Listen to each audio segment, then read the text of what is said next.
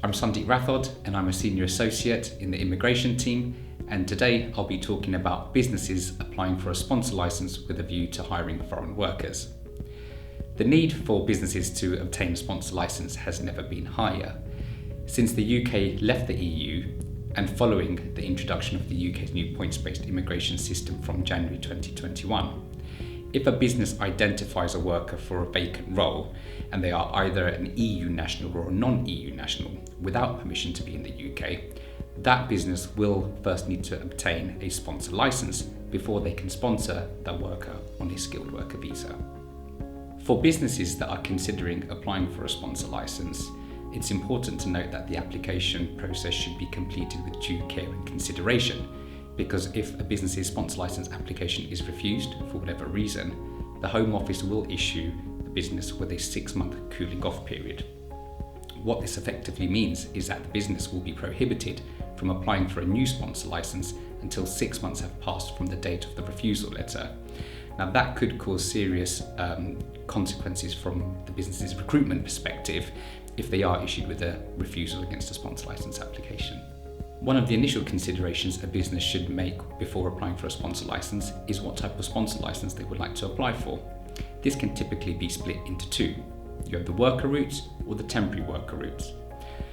The more common route that businesses apply under is the workers route, which consists of the skilled worker category, which is generally for individuals taking up a permanent position within the UK organisation, the global business mobility senior or specialist worker category, previously known as the intra-company transfer route, Tier 2 Minister of Religion, or the international sports person.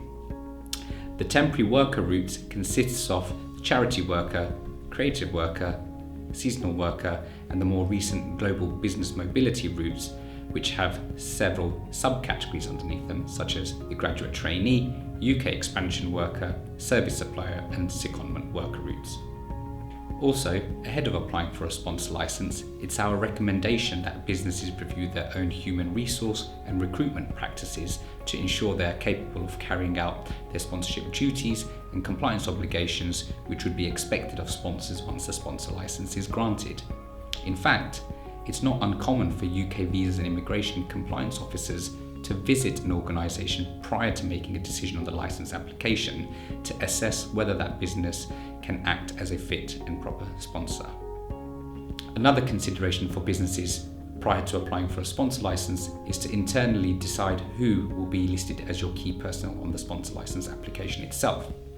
Now, the key personnel consists of 3 positions: your authorising officer, your key contact, and your level 1 user. The authorising officer will typically be the most senior person within your organisation that oversees your HR and recruitment practices. Your key contact will be the individual within your business that will act as the main point of contact between your organisation and the Home Office in relation to your sponsor licence. And finally, the level 1 user will be the individual within your business that has direct access to your sponsor management system and will be responsible for carrying out the business's day-to-day sponsorship activities. This can range from assigning a certificate of sponsorship to your workers or reporting certain worker activity, such as a delay in a work start date or an employee leaving the organisation, or also reporting any change of circumstances at company level. The Home Office's service standard for considering sponsor licence applications is currently 8 weeks, so please do take this into consideration, especially if your business has any urgent recruitment plans. If your sponsor licence application is successful, your licence will be valid for a period of 4 years, and during that period, your business will be permitted to assign certificate of sponsorship to foreign workers. Should your business require your sponsor licence beyond the 4 years, a renewal application would need to be submitted prior to the 4 years expiring. Once a sponsor licence is in place, that's really when the hard work begins for an organisation. All sponsor licence holders should ensure throughout the duration of its licence that they are maintaining accurate immigration records and complying with its sponsorship duties. The Home Office places significant trust in sponsors to ensure they are complying with immigration laws and wider UK laws.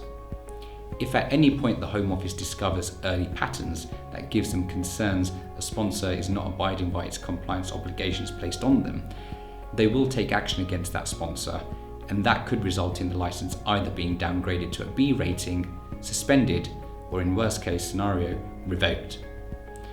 Where a business finds its license has been revoked, they will not be allowed to sponsor any more workers, and any workers working for that organisation will have their work authorisation curtailed.